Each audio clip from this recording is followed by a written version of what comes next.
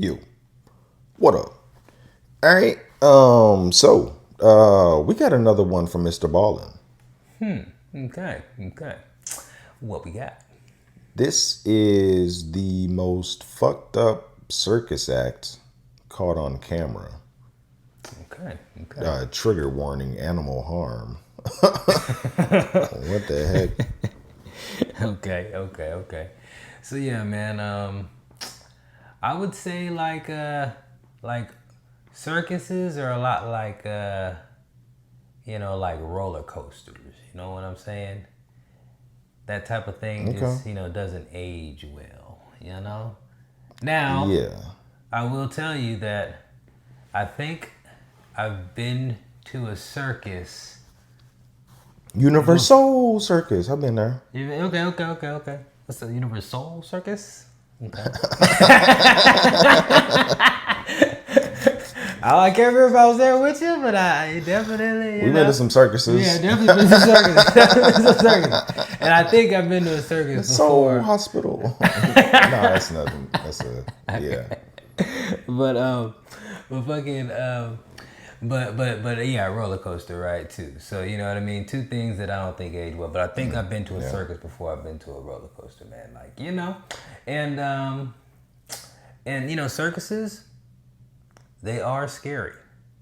They can be. They can be, right? And I'm not talking about just like the acrobatic air flying acts. I'm talking about like bringing in elephants and lions.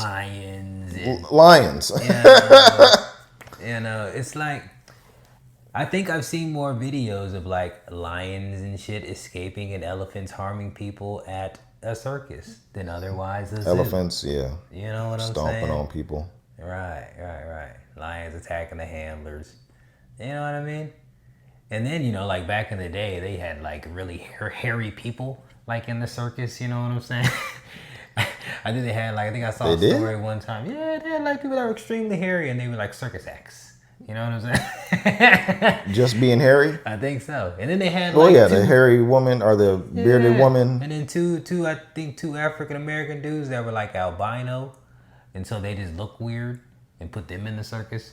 You know what I'm saying? I've seen a lot of shit. You've seen that in the circus? What circus was it? This is like old I've seen circuses. Okay. Pictures of like old circuses and shit like that. You know what I'm saying?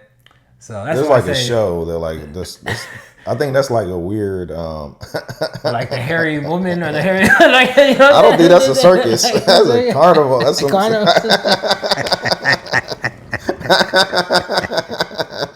That's a weird Fusion Renaissance Fest and all different types of shit, right? Yeah. But man,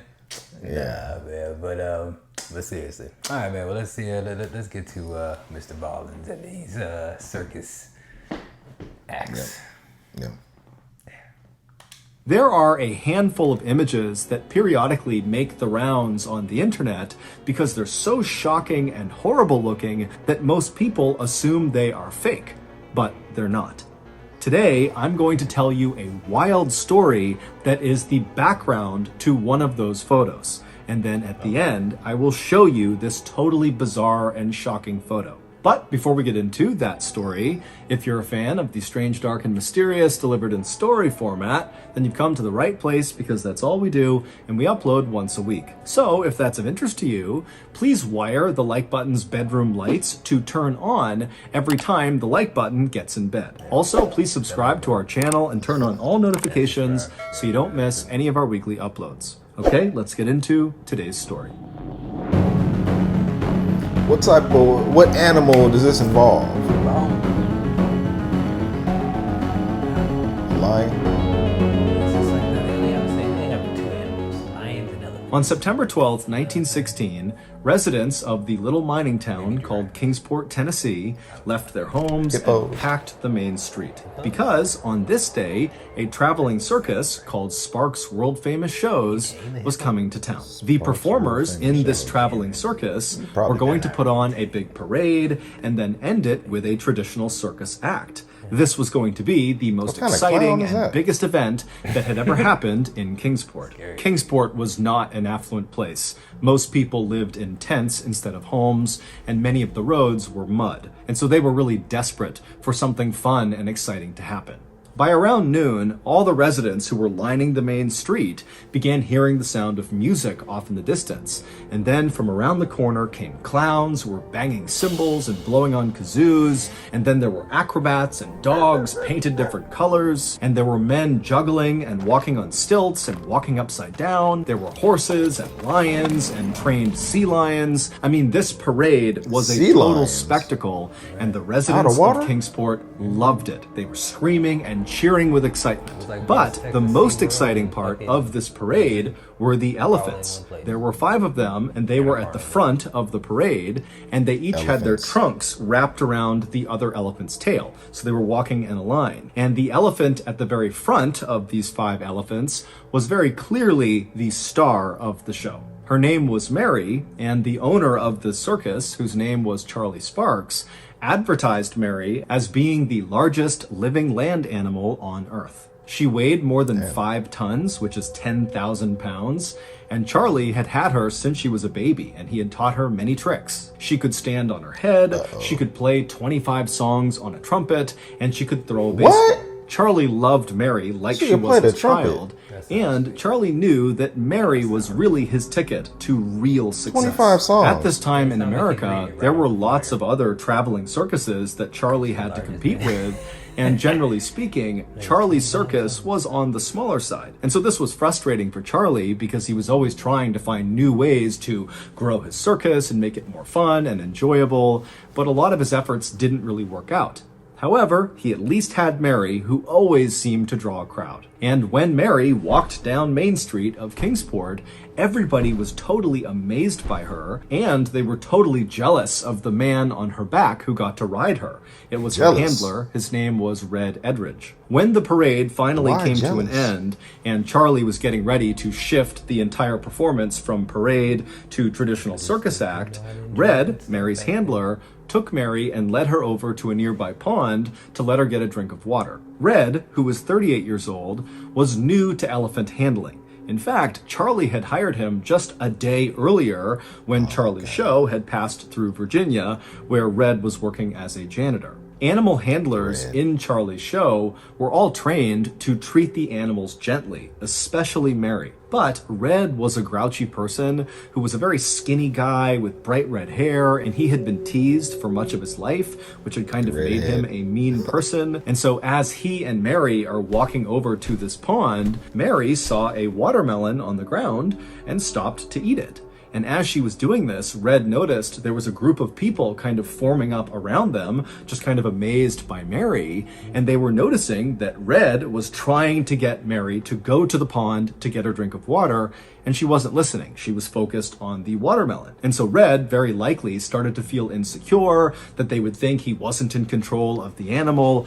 And so he got mad, and he took his metal prod and he jabbed it into the side of Mary's head, right behind her ear, breaking her skin. Now, Mary was a very gentle creature, but over the past 24 hours that Red had been her new handler, he had been cruel like this. And so when he don't poked her like with Red. that prod, it was like Mary snapped. Mary dropped the watermelon, turned to face Red, and Red, he's startled by this and just kind of stares up at You the Mary, watermelon wondering what's now, going Red. on. And Mary would wrap up Red in her long trunk and throw him into a nearby drink stand.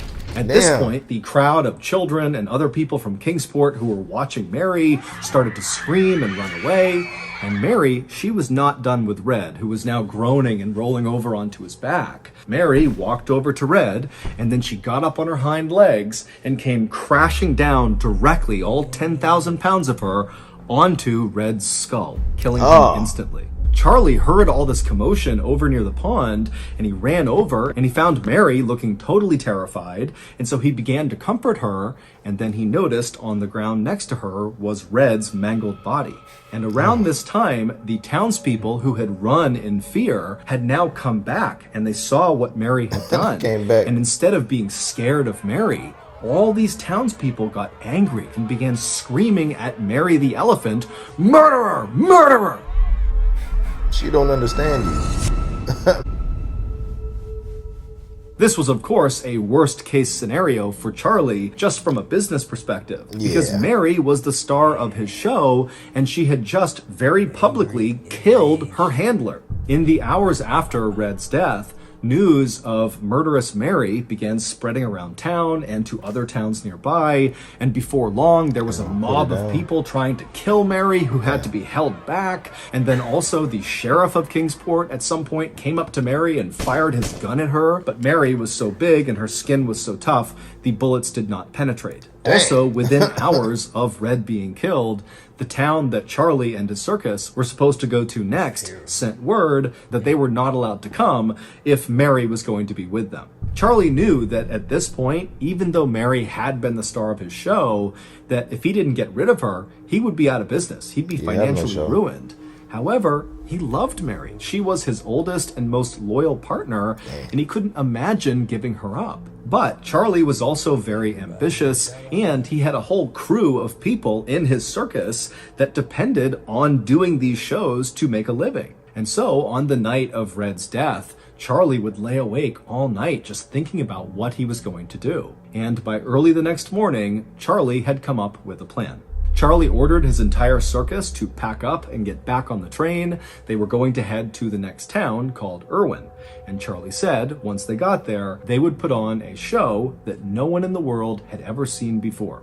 Sparks' world-famous shows arrived in Irwin at about 10 a.m. that day, and immediately all the performers began setting up for this big show, which again would start with a parade, followed by a circus act, and then a grand finale. Now, Irwin was already packed by the time the circus actually arrived, because news of what Charlie had planned for this grand finale had reached Irwin and the surrounding towns, and so everybody had flooded this town to see it. At midday, Charlie's team was ready, and they began the parade, but Mary was not a part of the parade. Instead, she was chained up inside of the main circus area where the circus act would take place after the parade ended. And when the parade ended, it put on the circus act right around Mary, but Mary was not unchained. She was left in the middle of the circus, just kind of standing there, not sure what to do. She kind of swayed around with the music and trumpeted a few times, but she was confused and no one really knew what she was doing there. And then finally, the main circus act came to an end,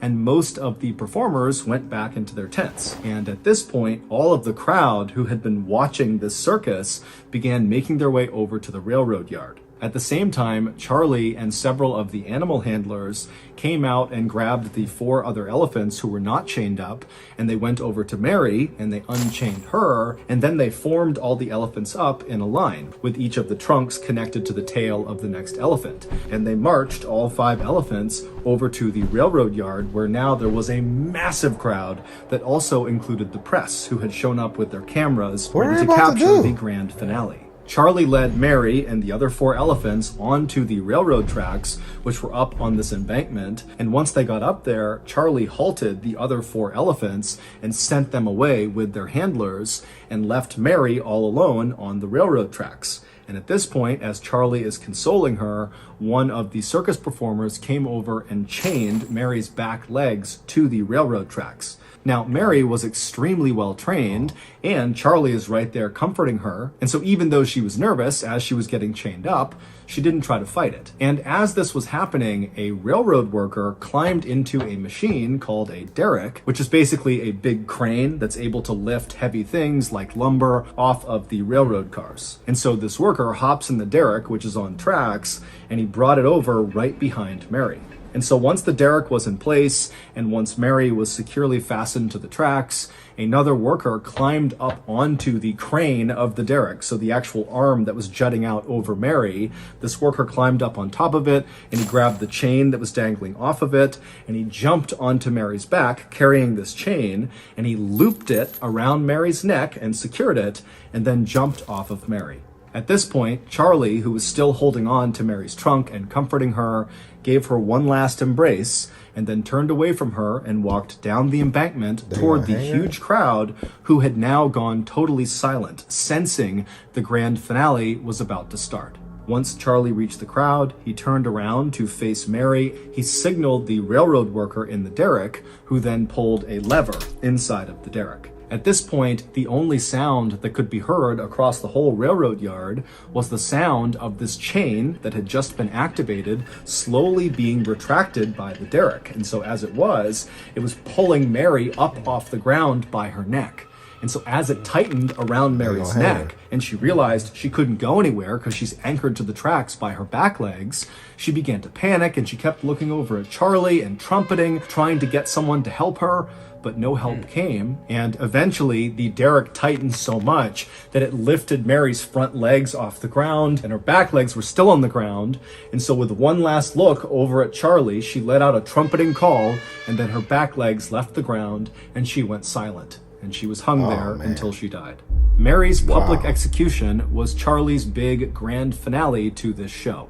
He had killed off this murderous elephant in an effort to appease the masses and save his circus business. And it did work. His circus continued to grow for a number of years. I mean, lots of people were interested in coming to see whatever he was doing because of the infamy around Mary. But after killing Mary like that. Charlie was never the same. He would actually retire early and then die in 1944. Today, Irwin, Tennessee is still known as the town that hung the elephant. Dang. The town that hung the elephant. So that's going to do it. Man, I guess I was going to say you can't put her down anymore. Humanely? Yeah. I mean, I guess they tried with bullets and all that I guess stuff, the bullets but it didn't didn't penetrate. kill her. They gotta got a better gun, a bigger gun. I mean, damn. But I guess military grade weapons back then. He's trying to make some money. Yeah. He didn't care about Mary. Made it seem like he cared about Mary. He didn't care about Mary. You gonna hang her? Exactly. After she had to be injured, from all the bullet wounds, all the bullets and stuff. Yeah. Yeah. But yeah, man, that's a big reason why I don't go to circuses, man. It's because of the animals, man. There's not enough safety. You know what I mean? At least that type of circus. You know what I'm saying? Like, I guess, I don't know if, I don't know. I'm trying to think of a famous circus. Like Circus Soleil, is that a circus or something? You know what I'm saying? Like, yeah, I think so. Right? But I think it's like a different... I think they have animals and shit. Different type of circuit. I think, yeah. Right. But, I think the hardest animal to control would be an elephant. Absolutely. Absolutely, man. They can do anything they want to. Yeah. I believe the animal is the largest land. I mean, the elephant is the largest land animal. You know what I mean? So I definitely can see why it would attract people and, stuff like that. Yep. Yeah, I've seen lions. What was that? What was Siegfried and Roy with the white tiger? Attacked him on stage. There's I've seen all kind of clips and shows of lions not doing what they told to do. And, they got claws and teeth, so it, usually don't work out for the trainer. Right. I think that, just from like you said, from when babies, that's when you have the best chance of controlling those type of wild animals. I would think. Yeah. Or maybe one so starved and craved, maybe. But well, I'll take it just even if you have a trained lion, if it just wants to play with you, it could accidentally. Yeah. Or tiger or something. Through your artery. Yeah. Oh, just pouncing on your leg. Oh. Man. But yeah, man. Yeah, man. Yeah. So, like I said, roller coasters, I won't ride anymore for sure. You know what I'm saying? That's just aged out for me. You know what I'm saying? Now, bungee jumping, maybe skydiving, those type of things for sure. But you would do roller coasters. You would do skydiving before roller coaster? Yeah, for sure. At this point. You know what I'm saying? For sure. Yeah, roller coasters, nah. The first time you go skydiving, you're gonna have to do a tandem jump. Yeah, that's cool. And so then your life is gonna depend on it's not gonna be in your hands. It's gonna be put in somebody else's hands. Absolutely. And I imagine it'd be a lot more exhilarating than dying on a roller coaster. Yeah. You know what I'm saying? I think there's a lot more cases of people dying in skydiving than roller coaster. But roller coaster would be more horrific because you're most likely going to lose your head. So yeah, I understand. Yeah.